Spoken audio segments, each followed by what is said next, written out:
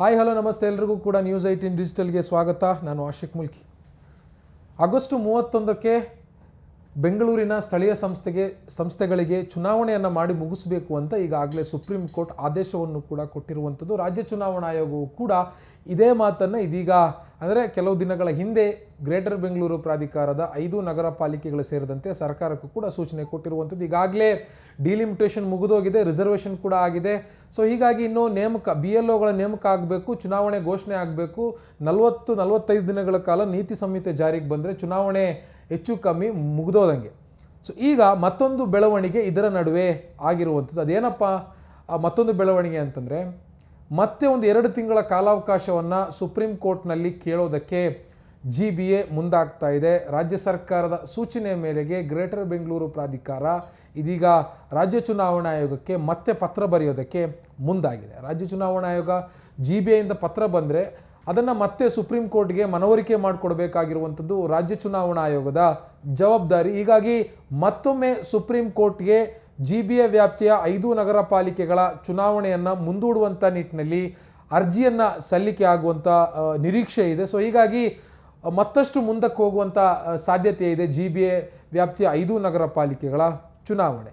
ಹೆಚ್ಚು ಕಮ್ಮಿ ಜುಲೈ 13ನೇ ತಾರೀಕು ರಾಜ್ಯ ಚುನಾವಣಾ ಆಯೋಗ ಸುಪ್ರೀಂ ಕೋರ್ಟ್ಗೆ ಈ ಸಂಬಂಧ ಅರ್ಜಿಯನ್ನು ಸಲ್ಲಿಕೆ ಮಾಡುವಂಥ ಸಾಧ್ಯತೆ ಇದೆ.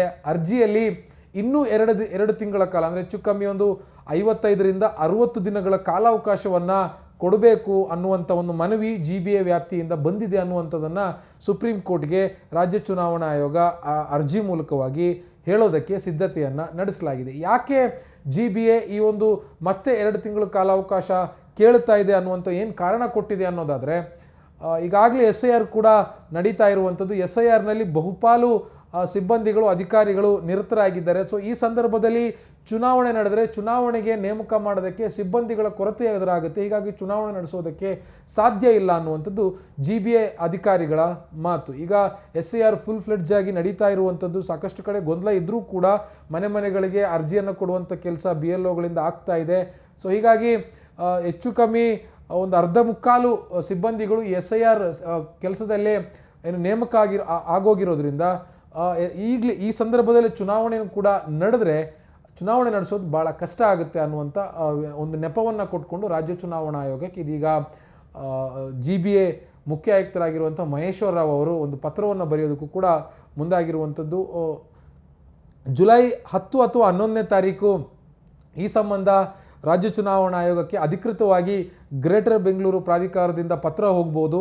12 ಅಥವಾ 13ನೇ ತಾರೀಕು ಈ ಪತ್ರವನ್ನು ಆಧರಿಸಿ ರಾಜ್ಯ ಚುನಾವಣಾ ಆಯೋಗ ಸುಪ್ರೀಂ ಕೋರ್ಟ್ಗೂ ಕೂಡ ಅರ್ಜಿಯನ್ನು ಹಾಕೋದಕ್ಕೂ ಕೂಡ ಎಲ್ಲ ಸಿದ್ಧತೆಗಳನ್ನು ಮಾಡಿಕೊಂಡಿದ್ದಾರೆ ಅನ್ನುವಂಥ ಮಾಹಿತಿಗಳು ಕೂಡ ಮೂಲಗಳಿಂದ ಲಭ್ಯ ಆಗ್ತಾ ಇರುವಂಥದ್ದು. ಇದಿಷ್ಟು ಟೆಕ್ನಿಕಲ್ ಆಗಿರುವಂಥ ಆ್ಯಂಗಲ್. ಅಂದರೆ ಒಂದು ಚುನಾವಣೆ ನಡೆಸಬೇಕು ಅಂತಂದರೆ ಅದಕ್ಕೆ ಬೇಕಾಗಿರುವಂಥ ಸಿಬ್ಬಂದಿಗಳ ಸ್ಟ್ರೆಂತ್ ಬೇಕು, ಹಣಕಾಸಿನ ವ್ಯವಸ್ಥೆ ಬೇಕು. ಹಣಕಾಸಿನ ವ್ಯವಸ್ಥೆಗೆ ಸದ್ಯಕ್ಕೇನು ಸಮಸ್ಯೆ ಇಲ್ಲ ಅಂತಂದರೂ ಕೂಡ ಸಿಬ್ಬಂದಿಗಳ ಕೊರತೆ ಅಂತೂ SIR ನಡುವೆ ಆಗುತ್ತೆ ಅನ್ನುವಂಥದ್ದು ನಮಗೆ ಮೇಲ್ನೋಟಕ್ಕೆ ಗೊತ್ತಾಗುತ್ತೆ. ಆದರೆ ಇಷ್ಟು ಅಂದರೆ GBA ಚುನಾವಣೆಯನ್ನು ಮುಂದೂಡೋದಕ್ಕೋಸ್ಕರನೇ ಈ ರೀತಿಯಾಗಿರುವಂಥ ನೆಪಗಳನ್ನು ಪ್ರತಿ ಬಾರಿಯೂ ಕೂಡ ರಾಜ್ಯ ಸರ್ಕಾರ GBA ಮೂಲಕವಾಗಿ ಮಾಡ್ತಾ ಇದೆ ಅನ್ನುವಂಥ ಒಂದು ಚರ್ಚೆಯು ಕೂಡ ಹೊರಗಡೆ ಸಾರ್ವಜನಿಕ ವಲಯದಲ್ಲಿ ನಡೀತಾ ಇರುವಂಥದ್ದು. ಈಗಾಗಲೇ BJP ಇರ್ಬೋದು, JDS ಇರ್ಬೋದು, ಮತ್ತು ಆಡಳಿತಾರೂಢ ಕಾಂಗ್ರೆಸ್ ಕೂಡ ಇರ್ಬೋದು. ಈ 3 ಪ್ರಬಲ ಪಕ್ಷಗಳು GBA ಚುನಾವಣೆ ನಡೆಸುವಂಥ ನಿಟ್ಟಿನಲ್ಲಿ ಅಥವಾ ಘೋಷಣೆ ಆಗುತ್ತೆ ಅನ್ನುವಂಥ ನಿಟ್ಟಿನಲ್ಲಿ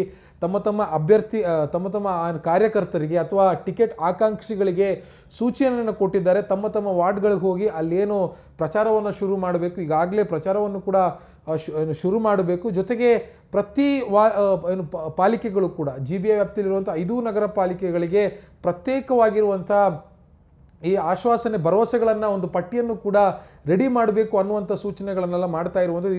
ಇತ್ತೀಚೆಗೆ BJP ಇರ್ಬೋದು ಮತ್ತು JDS ಕಾಂಗ್ರೆಸ್ ಈ 3 ಪಕ್ಷಗಳು ಕೂಡ ತಮ್ಮ ಕಾರ್ಯಕರ್ತರನ್ನು ಆಕಾಂಕ್ಷಿಗಳನ್ನು ಕರೆದು ಸಭೆಯನ್ನು ಕೂಡ ಮಾಡಿದ್ದಾರೆ. ಯಾವ ರೀತಿಯಾಗಿ GBA ಚುನಾವಣೆಯನ್ನು ಎದುರಿಸಬೇಕು ಅನ್ನುವಂಥ ನಿಟ್ಟಿನಲ್ಲಿ ಈಗಾಗಲೇ ರೂಪುರೇಷೆಗಳು ಎಲ್ಲ ಪಕ್ಷಗಳಲ್ಲೂ ಕೂಡ ಟೇಕ್ ಆಫ್ ಆಗಿರುವಂಥದ್ದು. ಸೊ ಈ ಎಲ್ಲ ಬೆಳವಣಿಗೆಗಳು ನೋಡ್ತಾ ಇದ್ದರೆ ಯಾವ ಕ್ಷಣದಲ್ಲಿ ಬೇಕಿದ್ರೂ ಚುನಾವಣೆ ನಡೆಯಬಹುದಾಗಿತ್ತು ಅಥವಾ ನಡೆಯಬಹುದು ಅನ್ನುವಂಥ ಒಂದು ನಿರೀಕ್ಷೆ ಹುಟ್ಟಿಸುತ್ತೆ. ಆದರೆ ಇದೇ ಸಂದರ್ಭದಲ್ಲಿ ಈ ರೀತಿಯಾಗಿರುವಂಥ ಆಡಳಿತಾತ್ಮಕವಾಗಿ ಆಡಳಿತದ ಕಡೆಯಿಂದ ಕೆಲವೊಂದು ನೆಪಗಳು ಹೊರಗಡೆ ಬರ್ತಾ ಇರುವಂಥದ್ದು. ಇದು ಮತ್ತಷ್ಟು GBA ವ್ಯಾಪ್ತಿಯ 5 ನಗರ ಪಾಲಿಕೆಗಳ ಚುನಾವಣೆಯನ್ನು ಮುಂದೂಡುವಂತೆ ಮಾಡುತ್ತೆ ಅನ್ನುವಂಥ ಚರ್ಚೆಗಳು ಕೂಡ ಸಾರ್ವಜನಿಕ ವಲಯದಲ್ಲಿ ಶುರುವಾಗಿರುವಂಥದ್ದು. ಈಗಾಗಲೇ GBA ಅಂದರೆ ಪಾಲಿಕೆ ಚುನಾವಣೆ ನಡೆದು ಹೆಚ್ಚು ಕಮ್ಮಿ 12 ವರ್ಷಗಳಾಗ್ತಾ ಬಂತು, ಅಧಿಕಾರಾವಧಿ ಮುಗಿದು 7 ವರ್ಷಗಳಾಗ್ತಾ ಬಂತು. ಇದುವರೆಗೂ ಕೂಡ ಚುನಾವಣೆಯನ್ನು ನಡೆಸೋದಕ್ಕೆ ಹಿಂದಿನ BJP ಸರ್ಕಾರಕ್ಕೂ ಸಾಧ್ಯ ಆಗಿಲ್ಲ, ಈಗಿನ ಕಾಂಗ್ರೆಸ್ ಸರ್ಕಾರವೂ ಕೂಡ ಮನಸ್ಸು ಮಾಡ್ತಿಲ್ಲ ಅನ್ನುವಂಥದ್ದು ಭಾಳ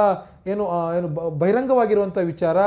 ಎಲ್ಲೋ ಒಂದು ಕಡೆ ಟಿಕೆಟ್ ಆಕಾಂಕ್ಷಿಗಳಿಗೆ, ಅದು ಮಾಜಿ ಕಾರ್ಪೊರೇಟರ್ಗಳಿರ್ಬೋದು ಅಥವಾ ಈ ಬಾರಿ ಹೊಸದಾಗಿ ರೂಪುಗೊಂಡಿರುವಂಥ 369 ವಾರ್ಡ್ಗಳ ಪೈಕಿ ಹೊಸ ವಾರ್ಡ್ಗಳೇನಿದೆ ಆ ವಾರ್ಡ್ಗಳಲ್ಲಿರುವಂತಹ ಟಿಕೆಟ್ ಹೊಸ ಮುಖಗಳಿಗೆ ಕಾರ್ಪೊರೇಟರ್ಗಳಾಗಬೇಕು ಅಂತ ಈಗೇನು ಆಕಾಂಕ್ಷೆಯನ್ನು ಇಟ್ಕೊಂಡಿದ್ದಾರೆ ಅವರಲ್ಲೂ ಕೂಡ ಸಿಕ್ಕಾಪಟ್ಟೆ ನಿರಾಸೆ ಆಗ್ತಾ ಇರುವಂಥದ್ದು.